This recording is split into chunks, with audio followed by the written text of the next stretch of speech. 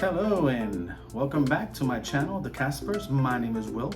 I'll be bringing you more content today.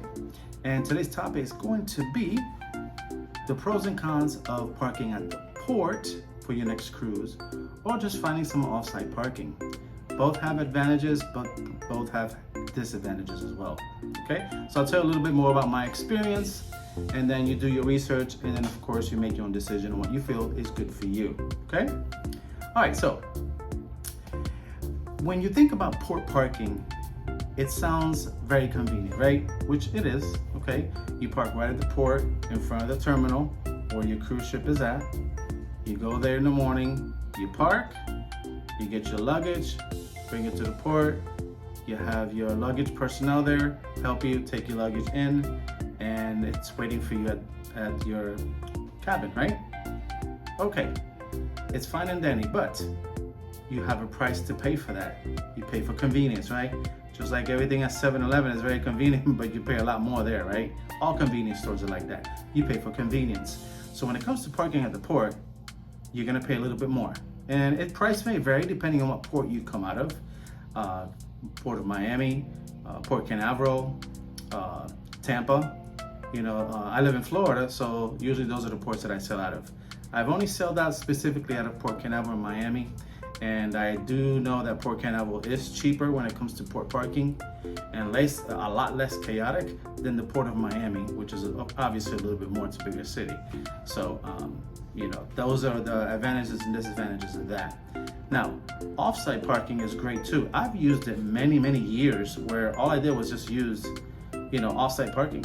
And specifically in Miami, which I usually sail about 99% of the time, just because I like the Port of Miami. It just looks more prettier when you're sailing out. That's my opinion. But you get some good parking from this company called Safe Cruise Parking. I always use them. I recommend them, and they always have some really, really good rates compared to the port parking. Okay. Now, this is what's good about the off-site parking. Number one, you're gonna pay a lot less price, okay? You could book it online, months ahead of it, you save a lot of money. That's probably the pro number one, okay?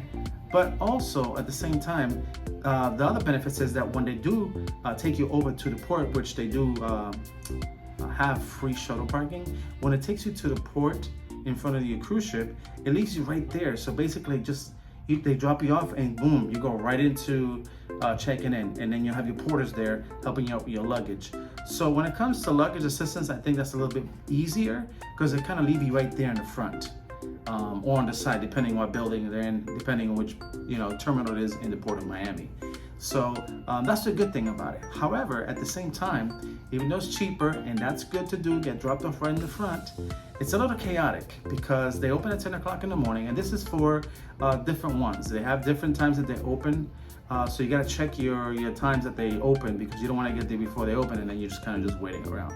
So this one specifically, for example, if you plan to do it off site, they don't open until 10 a.m.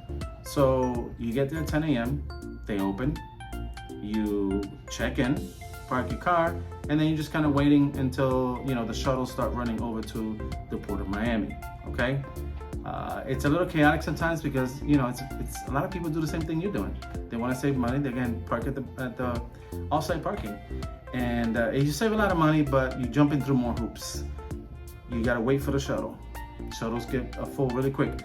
You might have to wait for a couple shuttles to go through before you finally get on yours and get to the port and board your cruise ship. So just think of that. It is chaotic.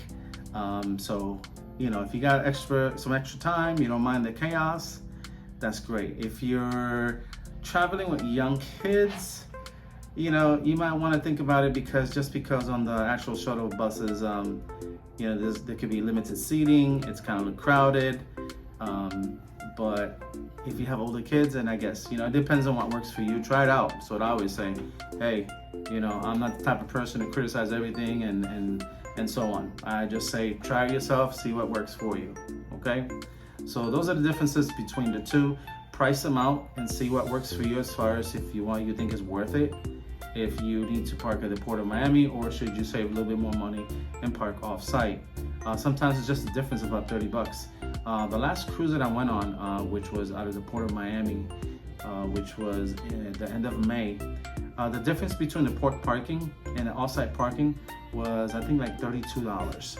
So I said, you know what, I'm just gonna park at the port because it's a little bit easier because it's right there in front. And I figured, man, for $32, like, you know, upgraded parking right there, I just said, let me just go ahead and do that. You prepay the parking, and that's it, you go right in. But a lot of other times, the offsite parking has been a lot cheaper. So just do your research. There's many great companies out there. I'm just saying Safe Cruise Parking because that's the one that I mainly use. I use that one and haven't used any others, to be honest with you. So, you know, try different ones out. I think Miami have Premier Cruise Parking, something like that.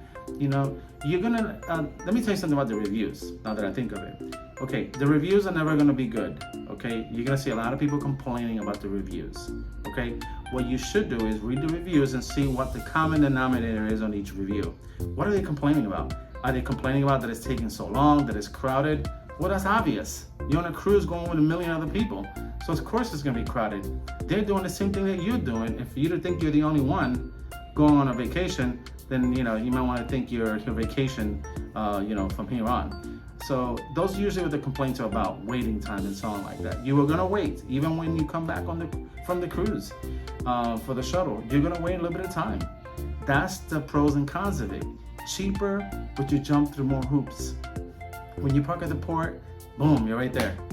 You know, you pay more. So it's up to you, whatever you guys decide to do. I'm just telling you about my experience. I'm pretty sure many of you have your own experience to talk about or comment about. Hey, you know, hey, try it out. That's what I always say. Try both. And then from there, you're kind of like, I think I'll do port parking next time. Or, hey, maybe next time I'll do, you know, offsite parking. So try them both out. Like I always say, hey, you know, you basically create your own memories. You know, you live your own experiences and share them. That's what I'm doing. So, all right, that's my advice for you. That's what I have for you this week. I'll come back at you next week with another topic, and we'll go on from there. So for now, everybody have a fantastic week, and we'll talk to you soon. Take care.